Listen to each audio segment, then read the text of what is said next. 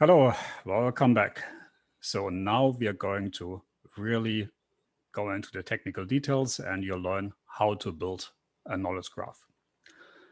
So the first part of the technology that we're going to cover is called RDF, the Resource Description Framework. And this is part of the World Wide Web Consortium standards. So you all work with HTML, HTTP. You know how URIs work. Well, the URLs you put into a browser, for example, you have standards like XML. And what we are covering here this week and the next couple of weeks are some additional standards that you probably don't know. So today we are going to cover RDF.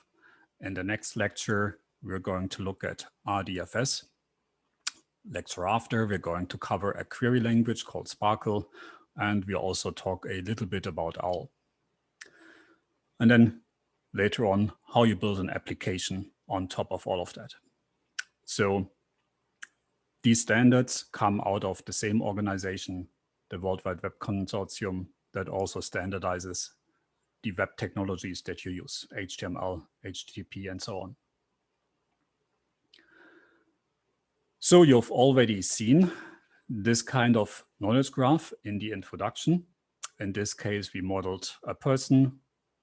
The person is interested in a painting, which has a name, the Mona Lisa, was created by a painter, Leonardo da Vinci. There is a movie, which is about the painting. The person is a friend of another person. We also know that the entity Bob here is a person and not a robot or an AI, and is born on July 14th, 1990.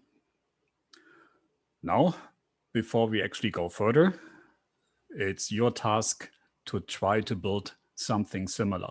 Build a knowledge graph like this using the information that are given in the first worksheet. So the worksheet you download on Moodle. I'm always going to post them together with the lecture. So let me just open the worksheet here.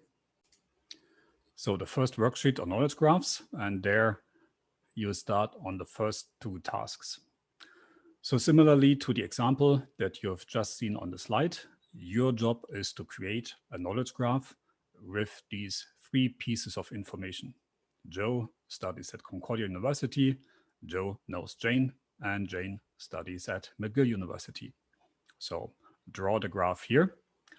And when you're done with this and happy with your graph, you can continue with task number 2 and add 3 more pieces of information. Joe's email address, Concordia's location, and McGill's location, and then you put them into the same graph up here. Maybe use a different color if you have, or just add it on top. You'll see we're going to make a few more changes later on. And then when you're done, either with just the first 2 tasks, or if you continue with the whole worksheet, post them on Moodle. There is this new worksheet forum on the top of the page where all the other forums are.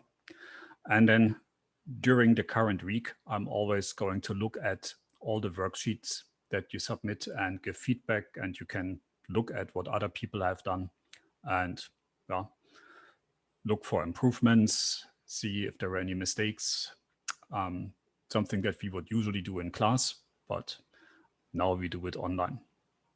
So have fun with that. And when you're ready, we are going to meet in the next lecture part.